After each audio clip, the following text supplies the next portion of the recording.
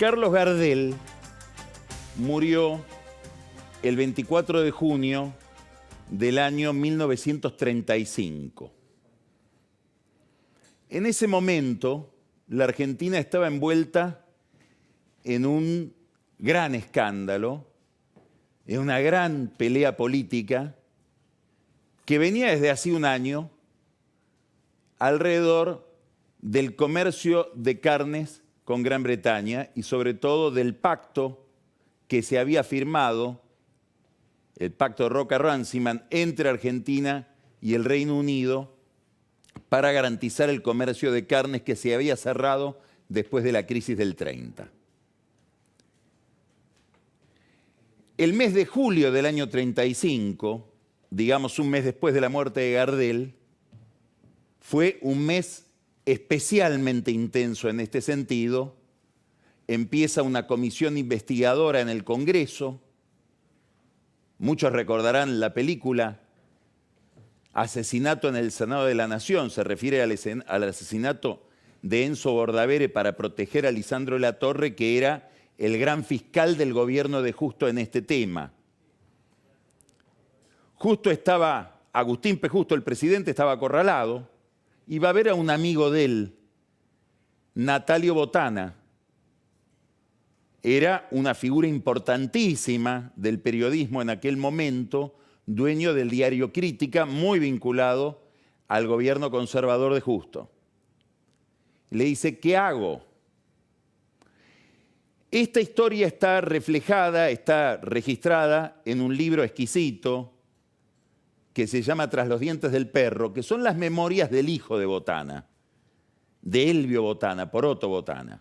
Y Botana cuenta cómo se juntaron Justo con su padre, Natalio Botana. Justo le dice, bueno, lo obvio, porque era visible en ese momento, estoy acorralado, estoy entre la espada y la pared porque me están pegando mucho con el tema de las carnes, está el escándalo en el Congreso, ¿qué podemos hacer? Y Botana le dice, repatria los restos de Gardel. Generá la apoteosis de Gardel, que eso va a desviar la atención de la opinión pública y vas a poder por lo menos disimular el problema que tenés en el Congreso y en la política. El texto de Elvio Botana, del hijo del dueño de Crítica, recordando aquello, dice lo siguiente: Natalio, su padre, lo comprendió. Gardel era el símbolo de la alegría, de la limpieza criolla, adecuado para oponerlo a la hora de descrédito y decepción que sacudía a la República. Fríamente, como solo ellos podían hacerlo, analizaron con el presidente Justo esa poderosa imagen positiva que el mundo nos devolvía. Fue así que a ocultas, sabia y tenazmente, aceleraron el culto a Gardel y desviaron la mirada de la opinión pública. El Estado puso su parte, Crítica lo suyo. Se demoró ex profeso la vuelta de sus restos durante 6 meses, buscando que la apoteosis tapara lo que por razones de Estado se debía olvidar. Este retrato se completa contando que, como dice el propio Poroto Botana, la vuelta de Gardel, de los restos de Gardel, hubo que hacer toda una gestión ante el gobierno de Colombia para exhumarlo antes de lo que prescribían las leyes. Lo llevaron primero a Panamá, de Panamá a New York. En New York hubo homenajes en el barrio latino, después pasó por Río de Janeiro, por Montevideo y llegó a Buenos Aires en el año 36. No es la primera vez que un gobierno apuesta a rescatarse a sí mismo con la apoteosis de un ídolo. Si uno mira lo que pasó en la Argentina la semana pasada con la muerte de Maradona, puede intuir algún parentesco entre aquella vuelta de Gardel, que salió perfecta, y esta apoteosis de Maradona, que no salió perfecta. Alberto Fernández estuvo involucrado en el tema personalmente desde el primer momento. Llamó al presidente de Argentinos Juniors, su club, estaba en la AFA, el hombre, le dice, ¿dónde hacemos el velorio? ¿En la cancha? Yo todavía no hablé con Claudia. le dice el presidente al presidente argentino Junior, que estaba un poco sorprendido de verlo tan comprometido personalmente en el tema. Finalmente le ofrecen a la familia Maradona la casa de gobierno. No le aclaran que para traer 1 millón de personas el velatorio tendría que tener 3 días. Y los Maradona querían un velatorio común que terminara a las 4 de la tarde del día siguiente. Ese fue el centro del problema. Se agregó algún otro problema porque Cristina visitó el funeral, visitó la casa de gobierno y eso hizo que se cerraran las puertas y la gente empezara a presionar. Es otra hipótesis que se superpone a la anterior del conflicto con Claudia Villafañe y sobre todo con las hijas de Maradona. Hoy el presidente cuando le dicen pero se te escapó todo de las manos ¿y qué querías que hicieran? No las pude convencer de durar más en el funeral. Ocurrió lo que todos sabemos, un problema enorme de seguridad con el presidente como una especie de metáfora de cierta forma de manejar la administración. Él en persona, así como había empezado a programar el velorio, dio como 5 o 6 entrevistas identificándose él con la figura de Maradona, etc. Terminó con un megáfono tratando de resolver el problema que se había armado en la puerta de la Casa de Gobierno. Ese problema de seguridad, el ministro Guado de Pedro intentó colgárselo a Horacio Rodríguez Larreta, como suele suceder en esta administración, aprovechando que Larreta es un profesional de poner la otra mejilla. Dijo que se haga cargo Larreta de esto, que por favor intervenga, dijo el ministro del Interior, en este desastre. Contrasta lo que dice Guado de Pedro con una página que era una página, y digo era en tiempo pasado deliberadamente, que estaba colgada en la página web de la Casa de Gobierno, donde se explicaba, usted la está viendo acá, publicado el jueves 26 de noviembre, cómo todo el operativo de seguridad era coordinado por el Gobierno Nacional. Por supuesto que intervenía la policía de la ciudad, pero todo terminaba o convergía en el Gobierno Nacional encargado de organizar el operativo de seguridad. ¿Qué es lo interesante? Que un rato después de que se armó el problema, esta página desapareció. El mismo gobierno la sacó y aparecía esta otra. A ver si podemos verla. Esta página o el sitio no está disponible. Si quiere, mientras puede conocer mi Argentina, y lo mandaba a una página de turismo. Esta trampa es la que deja pegado al gobierno en lo que Guado de Pedro llama un desastre. Y esta trampa es la condensación de la mala fe. ¿Qué es lo que hay detrás de esto? ¿Qué es lo que hay detrás de la apropiación de Maradona? Quiero destacar un detalle. Gardel fue velado en el Luna Park. A Justo no se le ocurrió, a pesar de todo lo que lo necesitaba, decir, le ofrecemos la Casa de Gobierno. En cambio, Maradona fue sometido a un intento de kirchnerización. Voy a decir una palabra que todavía no existe, pero empieza a existir después de estos episodios. Albertización. Es interesante el fenómeno, porque es un recurso cíclico, un procedimiento recurrente, que tiene cierto cariz autoritario. La idea de apropiar para una facción lo que debería ser de todos. El armado de un funeral donde la figura central serían Alberto y, como se vio después, Cristina. Esta idea de convertir en propiedad de una parte lo que es de todo el país, esta idea de decir yo soy la patria y todo, sobre todo todo lo bueno me corresponde, tuvo en estos días otra manifestación que hace juego con lo de Maradona. Es una nota muy extensa, muy documentada, que publica Alejandro Horvat ayer en La Nación, sobre un tema que comenta también en su columna Jorge Fernández Díaz ayer en La Nación. ¿De qué estoy hablando? De los manuales con los cuales se instruye a los alumnos argentinos respecto de muchos aspectos de la vida argentina, pero sobre todo respecto del pasado. Y es una narración facciosa,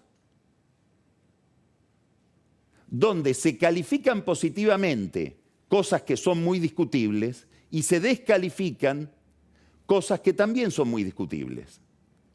¿Qué es lo interesante de esto y qué es lo perverso de esto? No solamente la idea de convertir una disciplina científica, un saber de las ciencias sociales como es la historia, que es un saber abierto, es un saber que como todo saber se valora más por la crítica que por aquellas certezas que se pueden ir afirmando, es un debate abierto, donde lo interesante es hacerse las preguntas correctas y estimular en el que lee el sentido crítico, se lo fosiliza una interpretación cerrada y facciosa. Hay un historiador, probablemente uno de los historiadores más interesantes hoy en España, que se llama Santos Juliá, que escribe un libro de mucha actualidad para estos temas, que se llama Elogio de la historia en tiempos de memoria. Santos Juliá dice que cuando la política se mete con el pasado hay que prestar atención porque cada vez que la política toma como insumo la narración histórica, la memoria, lo que pretende es manipular el presente. En otros términos, Raúl Alfonsín decía, el pasado para la justicia, el tema, la materia de la política es el presente o el futuro. Nosotros vemos que hay una asociación permanente, una propensión autoritaria del kirchnerismo de apropiarse del pasado, narrarlo e imponerlo en los sistemas de educación de una determinada manera para manipular el presente. Obviamente que no hay un afán historiográfico.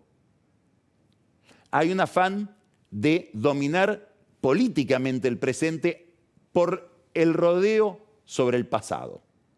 Apropiarse de Maradona, apropiarse del pasado, no hay nada más representativo de incrementar la polarización, es prácticamente lo mismo si uno mira de cerca. Ahora, es muy probable que esto sea una propensión permanente de determinados regímenes políticos. En general los populismos tienen esta tendencia. Hay que mirar, es muy interesante, toda la manipulación de la imagen de Bolívar en la Venezuela de Chávez, o la exaltación del Imperio Romano, ya bastante más ridícula por parte de Mussolini en la Italia de los años 20 y 30. También tiene como pretensión darle una épica, ponerle un tono de saga a un presente que es bastante gris. Y este es un problema central en el cual está hoy el kirchnerismo en esta etapa de su historia. Si uno hace la historia del kirchnerismo, esta es una etapa muy incómoda. ¿Por qué? Porque estamos frente a un populismo ajustador. Es una especie de oxímoron, de contradicción en los términos. Y es un populismo asustado. Se convirtió en ajustador después de un susto. ¿Cuál fue el susto? Ver llegar el dólar casi a los 200 pesos. Ahí Cristina escribió su carta, lo cual demuestra que está muy atenta a los detalles de la vida cotidiana, y dijo, yo con esto no tengo nada que ver. Gobierna Alberto. Y si Alberto dice que las cosas que hace es porque yo se las indico, no le crean, se hace el títere. No es títere. Esa llegada del dólar libre a casi 200 pesos produjo un cambio de discurso, sobre todo en el Ministerio de Economía, sobre todo en Martín Guzmán. Hasta ese momento, la narrativa y la política sobre el problema cambiario la llevaba adelante el Banco Central, Miguel Pelle, con una estrategia. Limitemos el acceso a los dólares porque suponemos que lo que sucede en la Argentina, y este es nuestro problema, es la falta de dólares. Guzmán cambió el enfoque. Fue un enfoque mucho más científico, podríamos decir mucho más inteligente. Acá no es que falten dólares. Faltan dólares porque la gente busca muchos dólares, porque sobran pesos. ¿Por qué sobran pesos? Porque se emite mucho. ¿Por qué se emite mucho? porque hay que financiar, y no tenemos otro recurso que la emisión, un déficit fiscal enorme. Quiero que la gente tienda menos al dólar, busque menos dólares, mejor dicho, quieren que la gente, o quiero, pensará Guzmán, que la gente huya menos del peso, emitiré menos pesos, revalorizaré el peso. ¿Y cómo puedo hacer eso? Achicando el déficit. ¿Y cómo tengo que achicar el déficit? Con un ajuste. Entonces estamos hoy frente a un gobierno que ajusta en serio. Probablemente para tapar este ajuste se necesiten varios velorios de Maradona. No alcanza con uno. Sobre todo varios bien hechos, no el que salió mal. Hay un ajuste fiscal, un ajuste monetario, en un momento sumamente inconveniente para ese tipo de ajustes. Cuando hay un colapso productivo, todos los países del mundo están pensando hoy cómo expandir la base monetaria y cómo gastar más para compensar el brutal colapso que tuvo la economía privada. La Argentina no se puede dar ese gusto, y eso no es culpa de Fernández ni de Guzmán, es una historia que viene de atrás, en la que tuvo que ver mucho el gobierno anterior y también antes. Es una larga historia. Lo cierto es que Guzmán, Fernández, tienen que vérsela en una situación que no sabemos cómo se sale de ella. Nadie sabe. ¿Cómo se hace para ordenar la política monetaria y la política fiscal en un momento en que la economía se derrumbó? Lo están haciendo. IFE, no hay más IFE.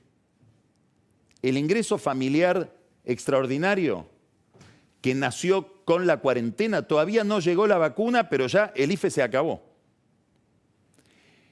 El aporte especial para el trabajo y la producción, que es el aporte que el gobierno le alcanza a las empresas para compensar la caída en el nivel de actividad y que no pueden pagar los sueldos, ese auxilio para que puedan pagar los sueldos también se eliminó. Es decir, Alberto Fernández acaba de eliminar, Guzmán, estos dos planes sociales, si queremos, o estas dos compensaciones o alivios en la recesión. Mañana, al mediodía, va a almorzar Alberto Fernández con la conducción de la CGT, que le va a ir a hablar, entre otras cosas, de este tema. Le van a ir a hablar de la necesidad de mantener este tipo de programas, porque ven que si no va a haber una caída en las empresas, una gran destrucción de capital, muchas pymes van a quebrar porque no tienen este auxilio del Estado. Y Fernández le tendría que decir, no podemos, porque necesitamos hacer un ajuste, porque si no la gente huye del peso, compra dólares y las reservas siguen cayendo, de manera dramática. No solamente no hay más IFE, no solamente no hay más ATP, las jubilaciones se están licuando.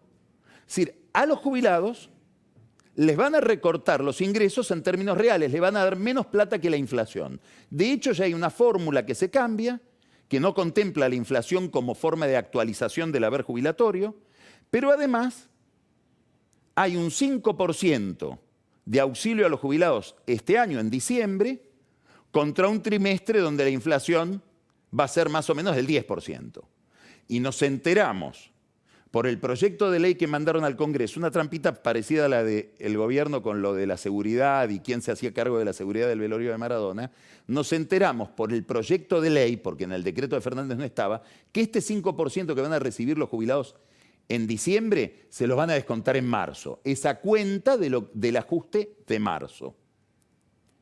La jubilación mínima va a tener un incremento de aproximadamente 35.3%, en un año en que la inflación va a ser de 37%, según todos los cálculos. Es decir, va a haber un recorte sobre las jubilaciones. Esto con independencia de un tema que hablamos varias veces, pero al que se refirió con mucho detalle Bernardo Sarabia Frías en la entrevista que le hicimos el lunes pasado, que es la liquidación del patrimonio del ANSES, es decir, de los activos que tiene el Fondo de Garantía Solidaria del ANSES para distintos fines, entre otros, frenar el contado con liquidación, rematando bonos que son bonos, entre comillas, de los abuelos.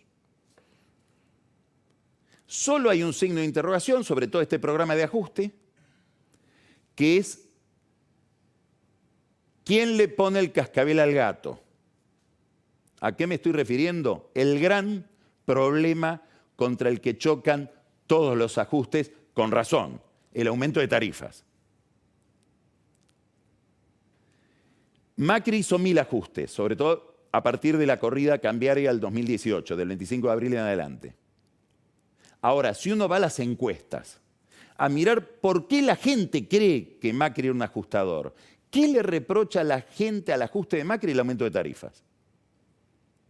¿Qué le dicen sus aliados a Macri, desde Carrió a los radicales de Alfredo Cornejo?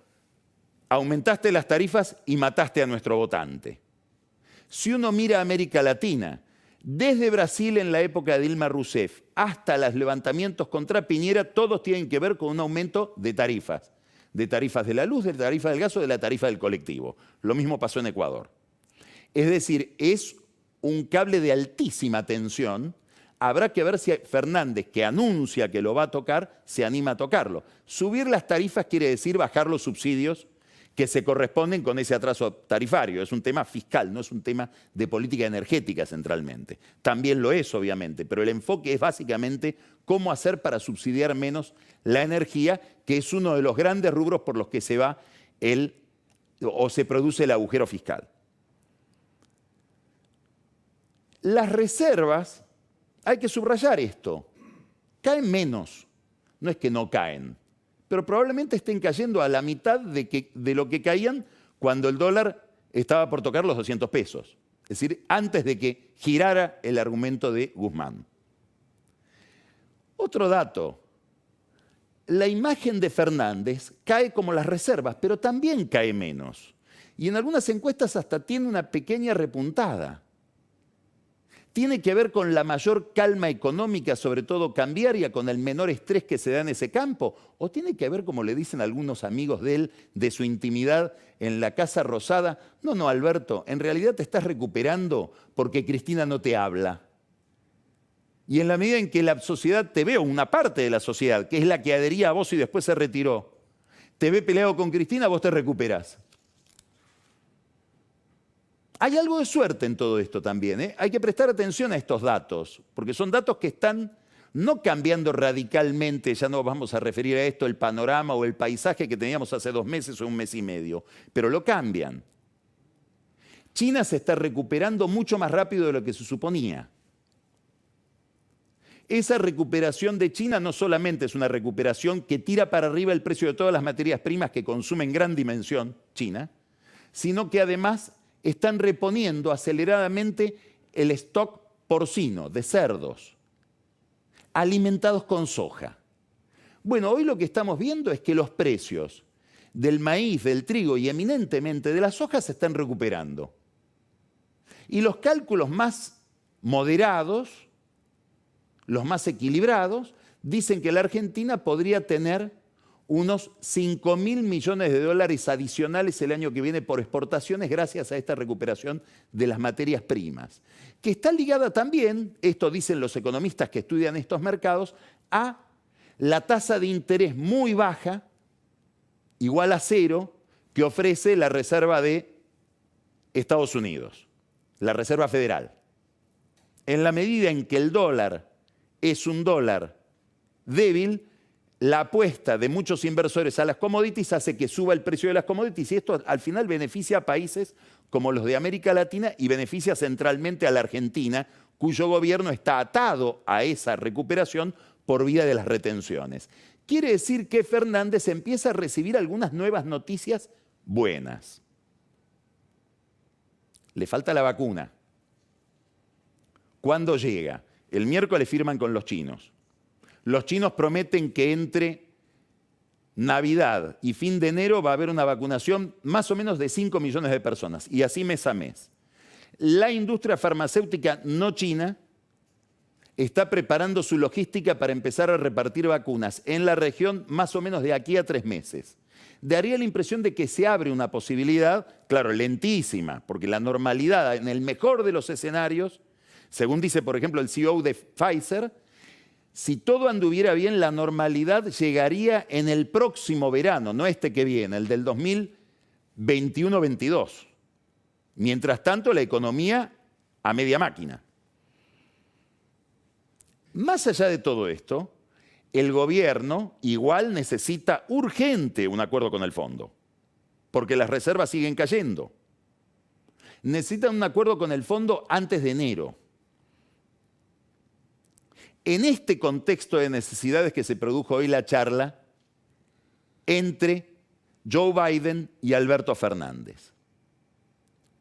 Fernández sabe que está hablando con el nuevo presidente de Estados Unidos, que es el jefe de Janet Yellen, que es la nueva secretaria de Estado, que es la que levanta o baja el pulgar de cualquier acuerdo de cualquier país con el fondo y sobre todo el de la Argentina, que tiene una lupa gigantesca porque ha sido el acuerdo más ambicioso y el que más rápidamente fracasó de todos los acuerdos que ha hecho el fondo en su historia.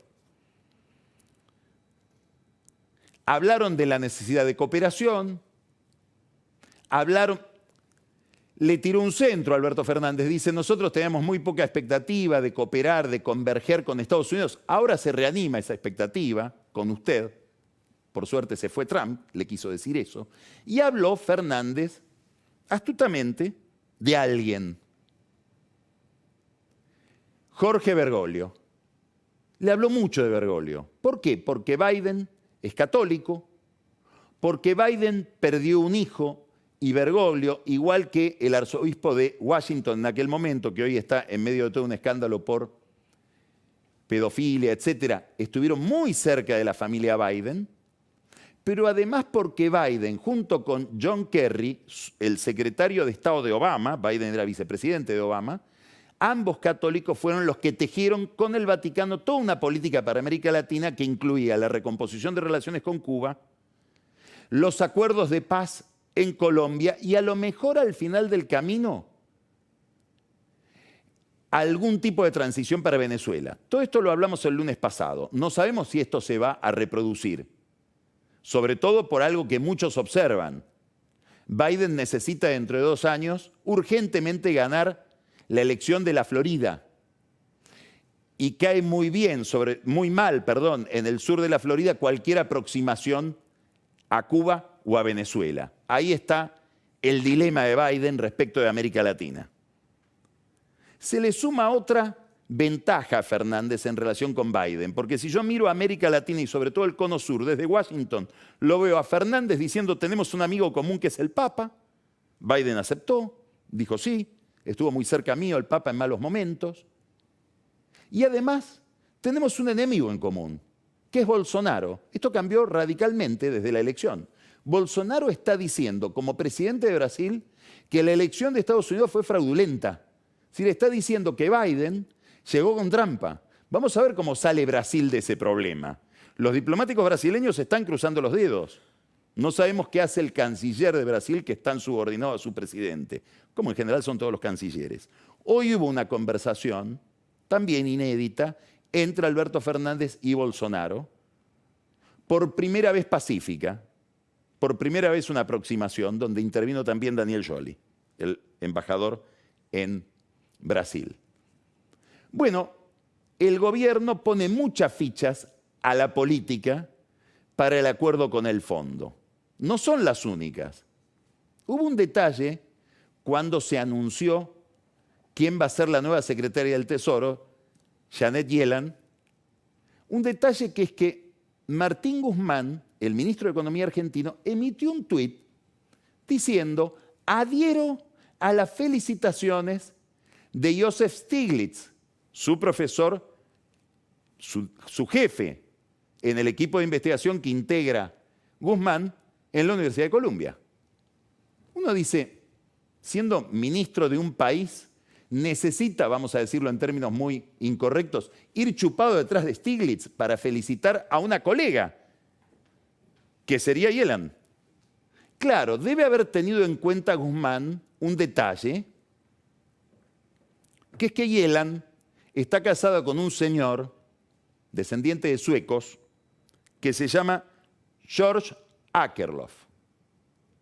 El señor Akerlof recibió el premio Nobel en el año 2001 con Stiglitz. O sea que Stiglitz, el jefe de Guzmán, es socio académico del marido de Yellen. Yelland, a su vez, si uno mira los antecedentes biográficos de ella, fue alumna de Stiglitz. Le quiere entrar por la familia Guzmán y hace bien, es astuto. ¿Cuánto puede influir esto en el acuerdo con el fondo? Poco, porque Yelland, que es una profesional, además de los técnicos del fondo, van a pedir un programa consistente. ¿Y un programa consistente qué es en el fondo? Que la Argentina, en vez de perder reservas, empiece a recuperar reservas. Y para recuperar reservas, ¿qué se necesita? Valorizar el peso. Y para valorizar el peso hay pocas estrategias. Una de ellas es subir la tasa de interés y que los tenedores de peso se vean mejor recompensados frente a la inflación. Y para eso se necesita un programa, de ajuste. Un programa recesivo. ¿En medio de la pandemia? Sí. ¿En medio de las elecciones? Sí. Este es el problema en el que está Alberto Fernández. Ahora, ¿qué es lo interesante? Que uno podría decir, es el programa, diría un kirchnerista, el programa malditamente neoliberal de Alberto Fernández. Y sí. ¿Qué es lo que tiene de interesante todo esto? Que la polarización automática, Maradona es mío y no tuyo, nosotros somos los buenos y ustedes son los malos, oculta una continuidad importantísima, que es la continuidad entre el gobierno de Macri y el gobierno de Fernández, que es la continuidad de un programa, que en el fondo es el programa, valga la redundancia, del fondo. Y esta continuidad está indicando no una convergencia conceptual o ideológica, no, es la continuidad de determinados problemas que la Argentina no puede resolver a lo largo de mucho tiempo.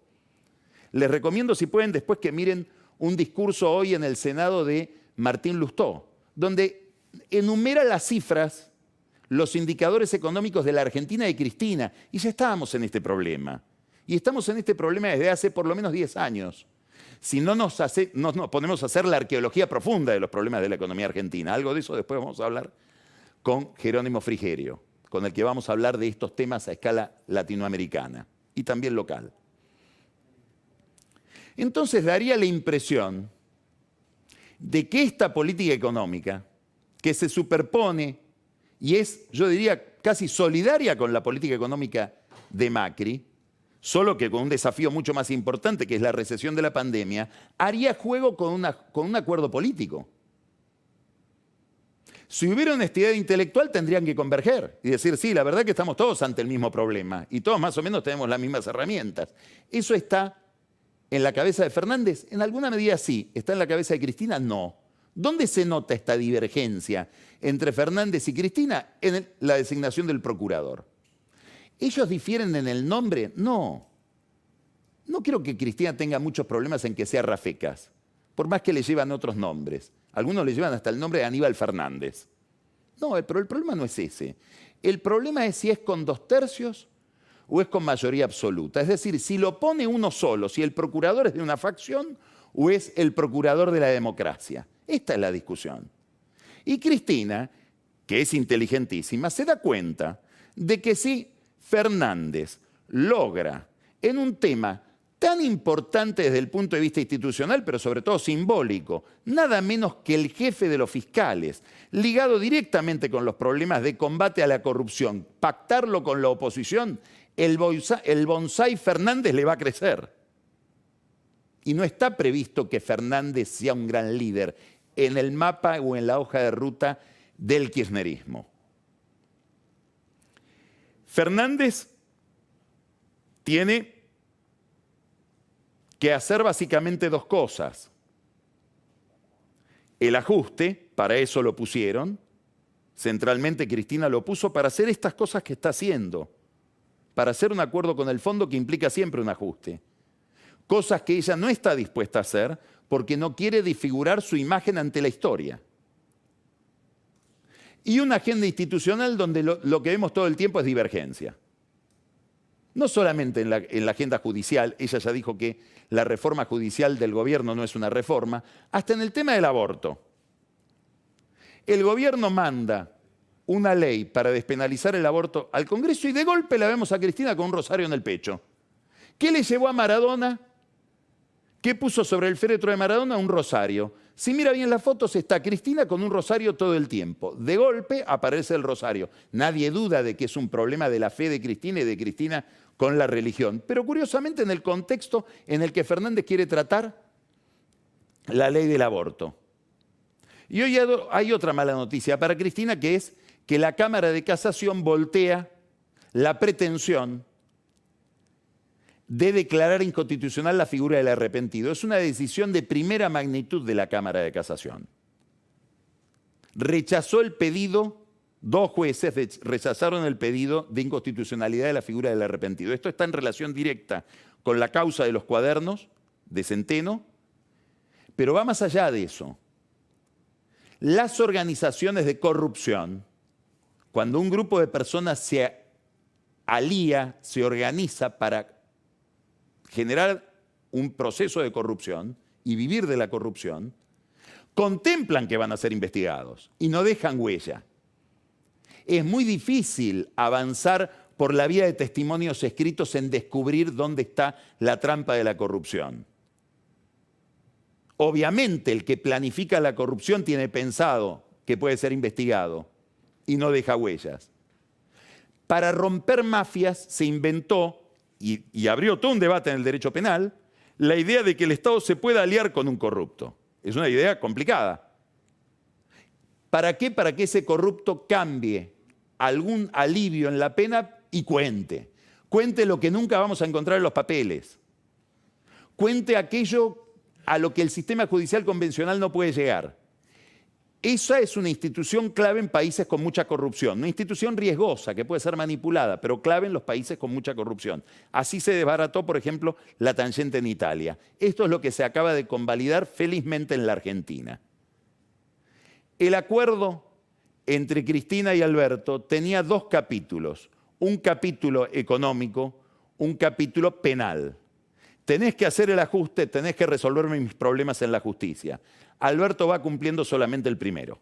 Empezamos Odisea.